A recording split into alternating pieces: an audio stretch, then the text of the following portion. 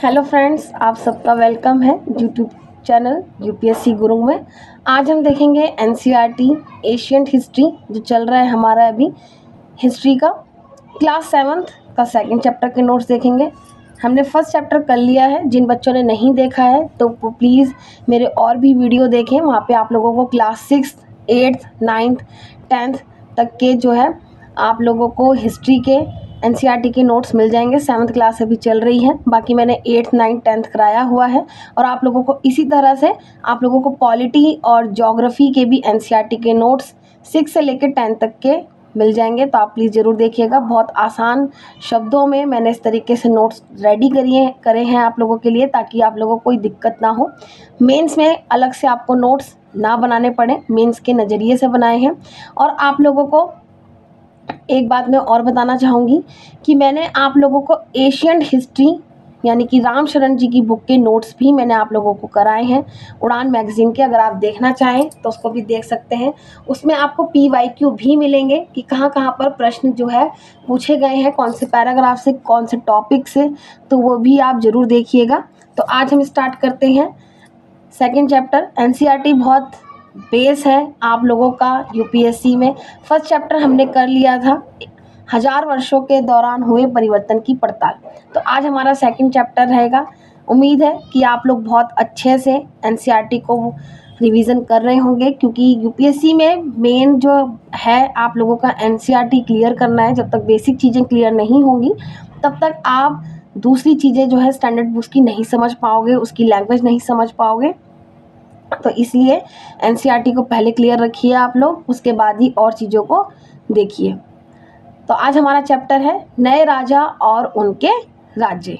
आप channel video को पूरा कंप्लीट देखिएगा, अंत तक ज़रूर देखें, तभी आप लोगों को सारे नोट समझ में आएंगे। कौन सा पॉइंट कहाँ पर है, ये चीज़ आपको सारी अच्छे से समझ में आएंगे।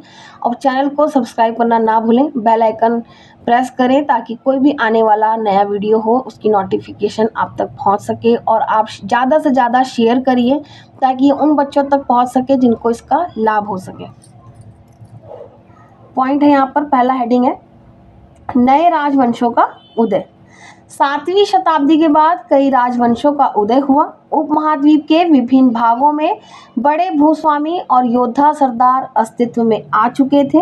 अधिक सत्ता और संपदा हासिल करने पर सामंत अपने आप महासामंत, महामंडलेश्वर इत्यादि घोषित कर देते थे। मतलब वो अपने आप को ही, जो सामंत होते थे वो अपने आप को ही महासामंत, महामंडलेश्वर अपना आप उसको घोषित कर देते, यानी कि उसकी उपाधि घोषित कर देते थे। 8वीं सदी के प्रारंभ में दक्कन में राष्ट्रकूट राज चालुक्यों के अधीन थे। यानी कि शुरू में जो था 8वीं सदी में दक्कन में जो राष्ट्रकूट होते थे वो चालुक्यों के अधीन थे। 8वीं सदी के मध्य में एक राष्ट्रकूट प्रधान दंती दुर्ग ने अपने चालुक्य स्वामी को परास्त कर राष्ट्रकूट राजवंश जो है स्थापित किया। हिरण्यगर्भ अनुष्ठान यानी कि सोने का गर्भ, यह अनुष्ठान ब्राह्मणों की सहायता से संपन्न कराया गया अनुष्ठान, जिससे याजक जन्म से क्षत्रिय ना होते हुए भी क्षत्रिय के रूप में दोबारा क्षत्रित्व प्राप्त कर लेता था। नेक्स्ट है कदम, मर्युष, माण और गुज्जर प्रतिहार हरिश्चंद्र ब्राह्मण थे, जिन्होंने अपने परंपरागत पेशे को छोड़कर शास्त्र को अपना लिया और क्रमशः कर्नाटक और राजस्थान में अपने राज्य सफलतापूर्वक स्थापित किया। नेक्स्ट है राज्यों में प्रशासन। नए राजाओं ने महाधिराज, त्रिभुवन चक्रवर्ती और इसी तरह की अन्य उपाधियां धारण की। सामंतों, किसानों, व्यापारियों तथा ब्राह्मणों के संगठनों की सत्ता में साझेदारी होती थी। किसानों, पशुपालकों, कारीगरों तथा व्यापारियों से लगान के रूप में राजस्व की वसूली की जाती थी। यहाँ पे नोट है, आप इसको नोट करिएगा।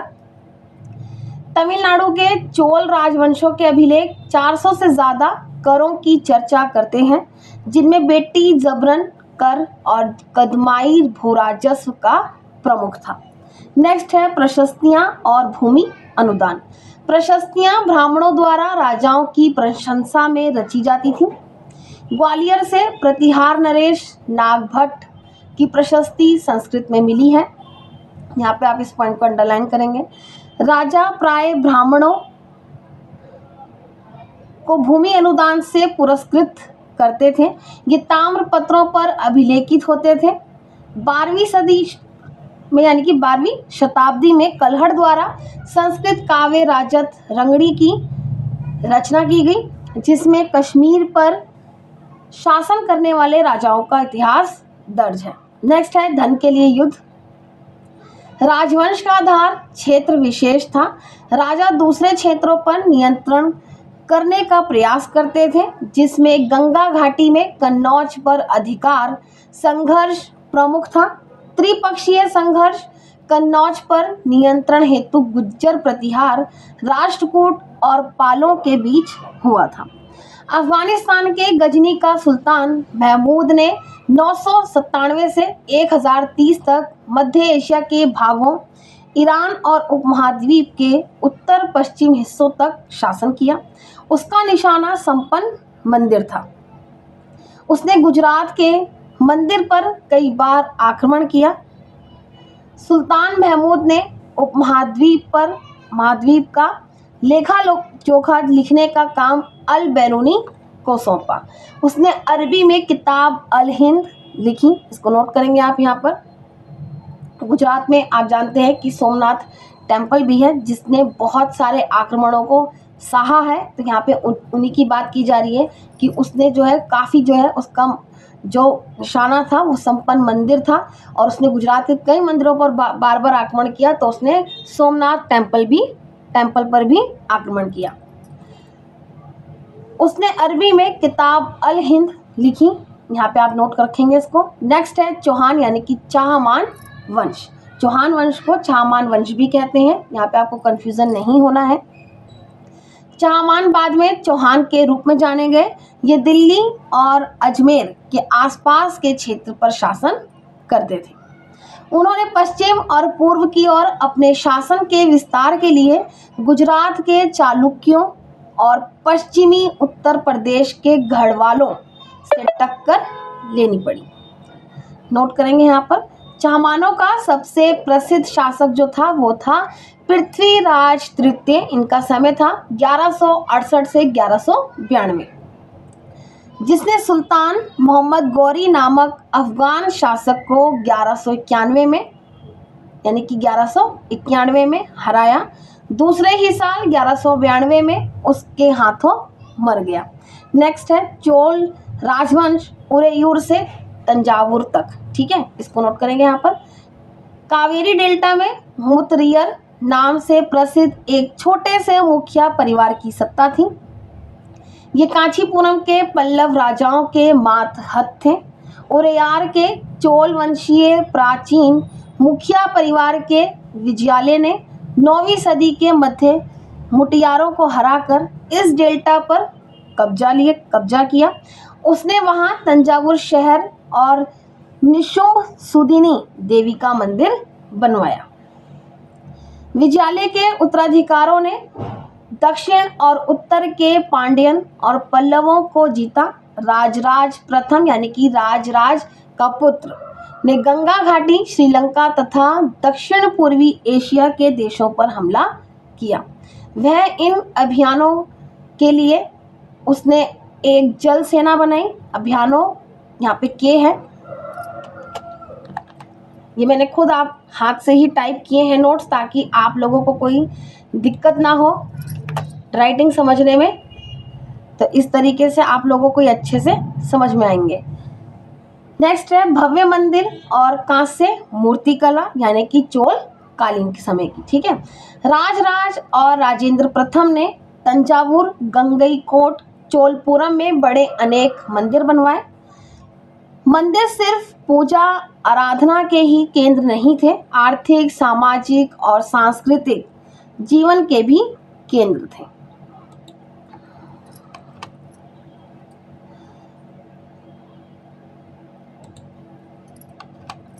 मंदिर के आसपास पुरोहित, मालाकार, बावर्ची, मेहती, संगीतकार, नर्तक इत्यादि की बस्तियां थीं। मंदिर शिल्प केंद्र के रूप में उभरे।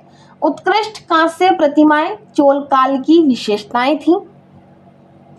ज्यादातर कुछ प्रतिमाएं देवी देवताओं और भक्तों की भी थीं। नेक्स्ट है कृषि और सिंचाई। कावेरी नदी बंगाल की खाड़ी में मिलने से पहले कई शाखाओं में बढ़ जाती है, जो जल निक्षेपण द्वारा उपजाऊ भूमि को सींचती है।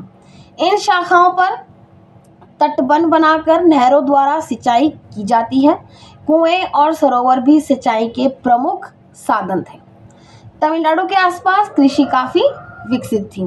नेक्स्ट है चोल साम्राज्य का प्रशासन। उर यानी कि किसानों की बस्तियां, नाडु गांव का समूह, ग्राम परिषद और नाडु न्याय करने और कर वसूलने का कार्य करते थे। नाडु के कामकाज पर वेलाल जाति के धनी किसानों का नियंत्रण था। धनी भूस्वामियों को सम्मान के स्वरूप उपाधियों और महत्वपूर्ण राजकीय पद दिए जाते थे, जैसे मुवेंद वेलन, 3 राजाओं को अपनी सेना प्रदान करने वाला वेलन या किसान। नोट कर रखेंगे आप यहाँ पर, इसको इस तरीके से डाइवर्ट करके सेंटेंस के रूप में आपको सेंटेंस बना के ऑप्शन के रूप में दिया जा सकता है। नेक्स्ट है अरियार यानी कि प्रधान। नागरम व्यापारियों का संघ, शहरों में प्रशासनिक कार्य संपादित करते थे। नेक्स्ट पॉइंट है तमिलनाडु के चंगलापुट जिले के उत्तर मेरू से प्राप्त अभिलेख ब्राह्मणों की सभा के संगठन के स्वरूप का वर्णन करते हैं। सभा में कई समितियां होती थीं, जिनके दायित्वों में सिंचाई के कामकाज, बाग बगीचों, मंदिरों इत्यादि की देखरेख प्रमुख थे। समिति के सदस्यों का चुनाव लॉटरी से किया जाता था। नेक्स्ट है यहाँ पर चोल अभिलेखों में भूमि के प्रकार। इसको आप ध्यान से देखिएगा, नोट करिएगा इसको यहाँ पर। वेलान वगाई गैर ब्राह्मण किसान की भूमि, ठीक है। और ब्रह्मदेव किसको कहा जाता है? ब्रह्मदेव यानी कि ब्राह्मणों को दान में दी गई भूमि। और शलभोग किसे कहते हैं? किसी विद्यालय के रखरखाव के लिए दी गई भूमि। और देवदान है यहाँ पर तिरुन मातुकानी मंदिर को उपहार में दी गई भूमि। पल्लिच चंदम जैन संस्थानों को दान में दी गई भूमि। अब नेक्स्ट है अन्यत्र तांग वंश 7वीं से 10वीं सदी तक। राजधानी शियान, जहां दुनिया के तुर्कों, ईरानी, भारतीय, जापानी और कोरियाई आया जाया करते थे। तांग साम्राज्य में नौकरशाही परीक्षा के माध्यम से नियुक्त होती थी। अधिकारियों की चयन की यह व्यवस्था 1991 तक कायम रही, यानी कि 1991 तक जो है कायम रही। उम्मीद है आप लोगों को ये नोट्स पसंद आए होंगे। आप लोग इसको नोट करिए, बहुत इंपॉर्टेंट है। जब तक आप नहीं करोगे तब तक आप नहीं समझ पाओगे। आप चाहे तो PYQ देख सकते हैं कि NCERT से डायरेक्ट क्वेश्चन किस तरीके से पूछे गए हैं।